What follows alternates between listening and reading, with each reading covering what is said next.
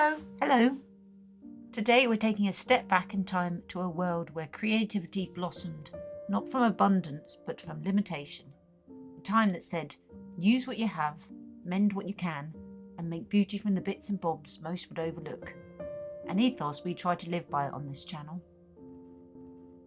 So during World War II, the phrase make do and mend was more than a slogan, it was a lifeline. A way for families to stretch their resources, mend clothes instead of buying new ones, and use scraps to bring warmth into the home. In 1941, the British government's Ministry of Information launched the Make Do and Mend campaign to encourage households, especially women, to care for their clothing rather than buy new. After all, fabric was precious, imports were limited, and the nation's resources were needed for uniforms and military supplies. But beyond the practicality, it was also a quiet act of creativity. The campaign wasn't just about clothes, it was a broader philosophy. Fix what's broken, reuse what you have, and never throw away something that could have a second life. It was about pride in practicality. And that very spirit has existed before the phrase make do and mend, and lives on today, especially in miniature making. Because really, what is miniature crafting if not the perfect example of make do and mend? We use scraps of lace, broken jewellery, matchsticks, cardboard, old buttons, and somehow, magically, they become chandeliers, rugs, dresses, and tiny pots on stoves. And if something breaks, we mend it. A chipped miniature plate becomes rustic, a scratched chair gets a coat of aged paint. Every imperfection adds character, which is especially true of the miniature world of kit and caboodlers. Today, when fast fashion and mass production feels overwhelming, there's something deeply comforting about slowing down, making things by hand, using what you have. It's not just nostalgic, it's sustainable. And in miniature crafting, that's not only possible, it's part of the magic. We personally get so excited when we see an everyday item and recognise what it could become. So whether you're reusing fabric scraps from a beloved old skirt, or turning an old jam jar lid into a dining room table, you'll continue a tradition of resilience, creativity, and care. And in a world that can feel too fast, too big, and too disposable, miniatures remind us that joy often lives in the tiniest of things and the love we pour into them. And it's with these ideas in mind that we've decided to turn our beloved 1940s sugar box doll's house into a make-do-and-mend house. This is no ordinary doll's house. It was built in the 1940s during the war from a simple Tate & Lyle sugar box, salvaged, repurposed, and transformed by a mother or father with little to spare, but much to give. In a time of rations, blackouts, and uncertainty, this handmade home became a quiet act of love. It's a reminder that even in the hardest times, people still created beauty, especially for their children. Which is why we feel that it's very fitting that we fill this wonderful house with items that we create together from items left over from our everyday lives. So, with this beautiful house, we're gonna fill it with things we make. Do and mend. Yes. Well, not really even mend, just make. Out of basically everything that is going to go in this doll's house is going to be handmade, either by us or by us. Oh, I don't know. I'm going to say just by us. Okay. And Furniture. it's only 2 rooms. It's not that.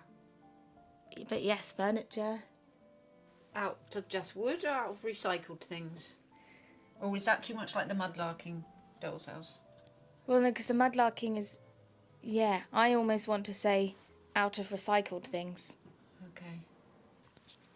Recycled things and other things. So, like recycled, how would that work with like making a bed, for example?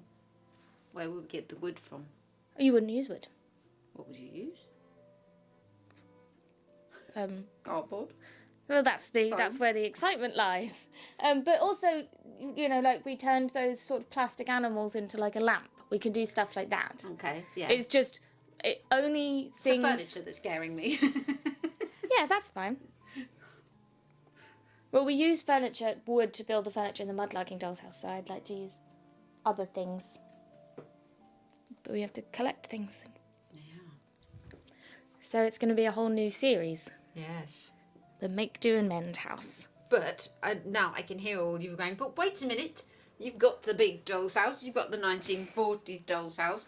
The thing is, we're going to do them all at the same time. Yes, and we're going to do one video a month on one of the them. doll's houses. So January, say it will be the Make Do and Mend house.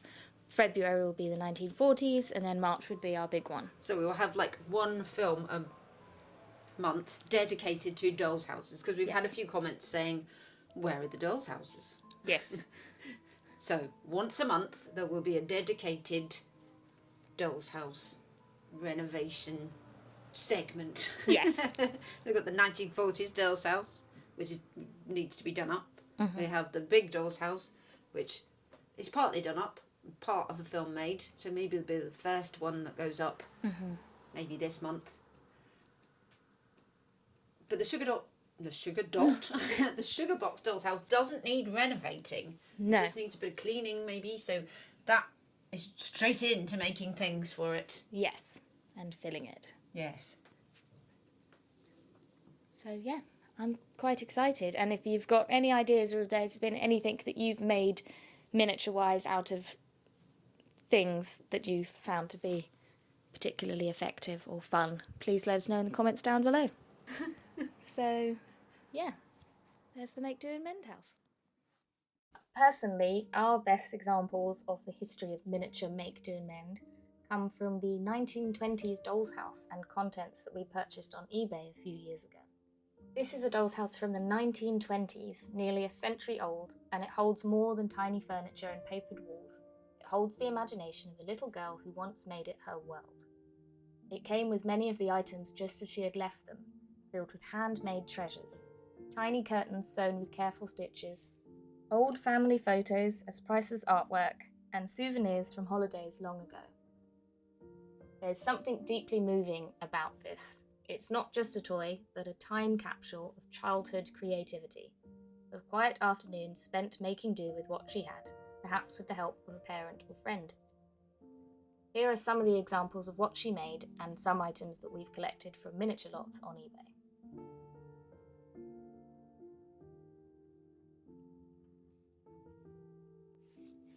So some examples of miniature Make Do and Mend.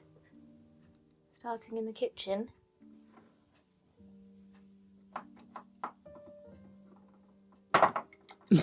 Destroyer of worlds.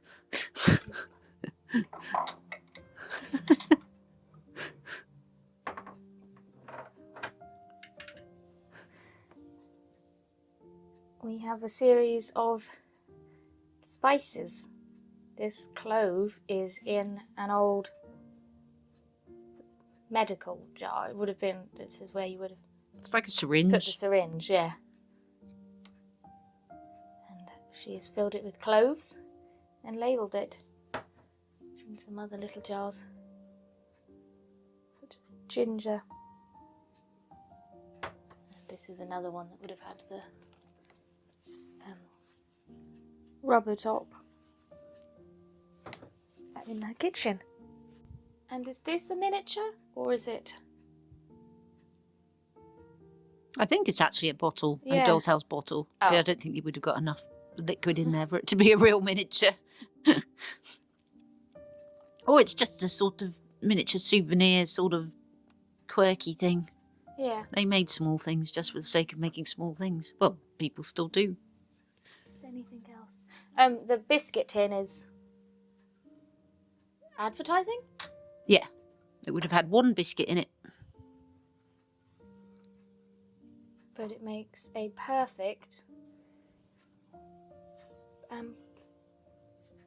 Tin. tin for a doll's house. It looks very good in a doll's house. That haven't. Lots of those were in dolls' houses. Lots of little girls put them in their dolls' houses.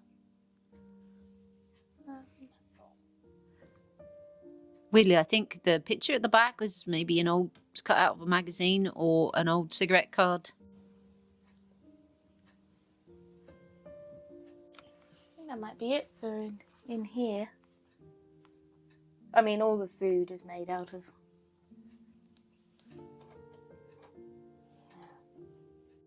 And the cat is not an original. We think it was added by someone later in the dolls' house's lives, but it's been mended.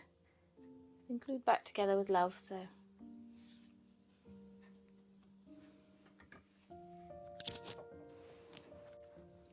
And then at the top of the stairs, there is a glass knife rest that has been used as a plinth for a porcelain pot. Yeah, it's very glued on. Yes. We have this lovely fruit bowl with, I thought they were radishes, they're cherries. That is a button and a small plastic toy quarter. Is it a quarter? Yes.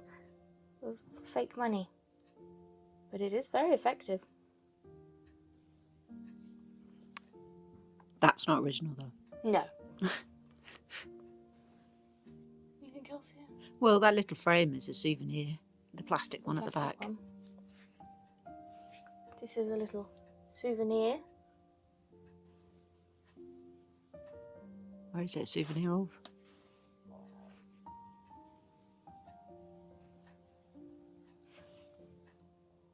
Folkestone.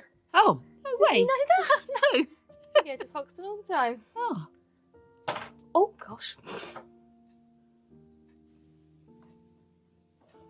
Those little 3 goblets are ones you get free with a certain sort of wine years ago.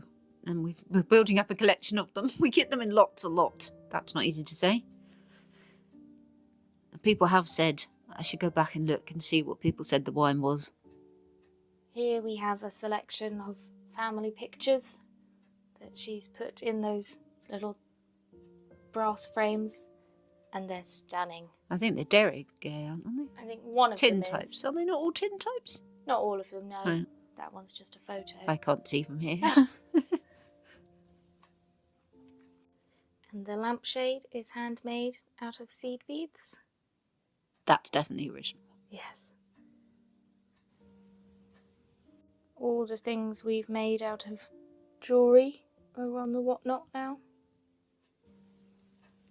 And lots of these perfumes made from beads were found in lots. The little frame is a souvenir again. Souvenir of their marriage, I imagine. Or maybe not their marriage, just the king. The curtains are sewn out of a handkerchief that is monogrammed of HCS. And that's amazing. We like to think it was her handkerchief. Yeah. I wonder if she got in trouble for cutting it up. The nursery has lots. It's expanded somewhat. Yes.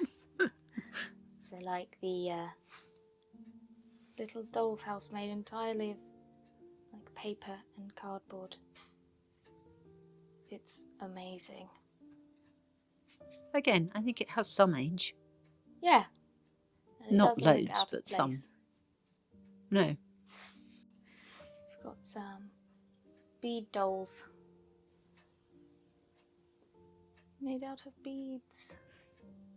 These are vintage ones we were gifted, and then we had to go ourselves. No, that's still an old one. Oh. The vintage ones are in the Mudlarking Dolls House. The Oh, ones we made are in the are Mudlarking Dolls House nursery. But they were originally made like that. They weren't made by a parent, or they were Czech. Mm-hmm. Teddy bears made of pipe cleaners. Oh, There's like a brooch on the wall. yep. Brooch and possibly another one too. The little wooden doll I made out of beads. Beads? Yes, wooden beads.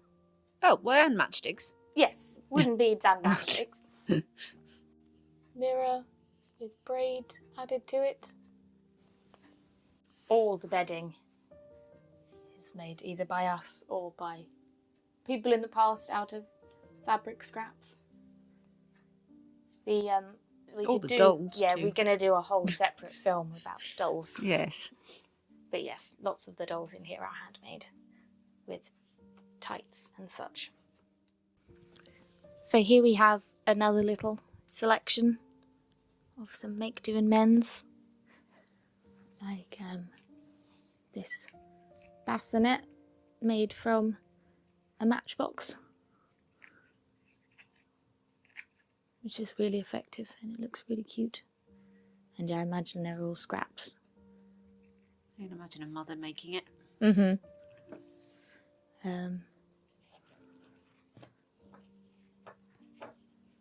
Obviously the wonderful walnut baby. So I love this walnut baby. It's inspired us to make 2 walnut babies. Before I owned this one, though, my son bought it for me for my birthday. But yes, it's a Victorian make to amend. I think that might be our only Victorian make to amend. Maybe not. No, I don't think so. I don't know what else, but we definitely have other Victorian make to Maybe. amends. I can't think offhand. No. On the thing of walnuts and nuts, although I think this is a peach pit that has been carved and painted, and then it's got like a cardboard spout. It's amazing. Again, this has inspired us to copy this and make our own.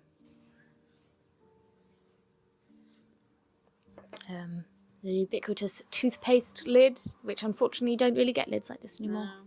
I'm sure you can find some toothpaste that have them, but... And then wrapped in ribbon, and then some sequins and beads. We should try and do that. Yes, we should. We should be inspired by that one for our new make do amend dolls house. Again, buttons. Buttons have always been used. I mean, that's pretty old. Yes, it is. It's got the Britain's red flowers.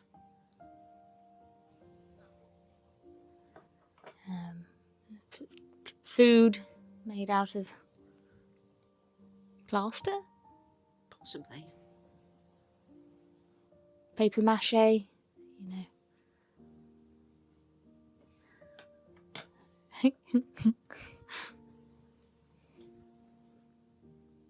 There's something very personal about it, though. Yeah. I love that fish. I mean, he's terrible, but I love him. I can just imagine some parent somewhere going, right, the child going, I need a fish. Like, okay. Yeah, I mean, they're some of our favourite things to get from lots. Oh, handmade, especially old handmade things. Yes. There's something so, like you say, personal and touching about them. Yes. It tells a story. And and it's so wonderful that they've lasted this long and they were so loved that someone, you know, kept them and treasured them, and we can still find them today. Yeah, I like it a lot. Maybe some of ours will still be around, who knows? Maybe. If they last that long. Yeah. So if you've got a scrap, a story, or a spare moment, make something, mend something, and share the wonder. Until next time, happy crafting, and thank you for watching. Bye.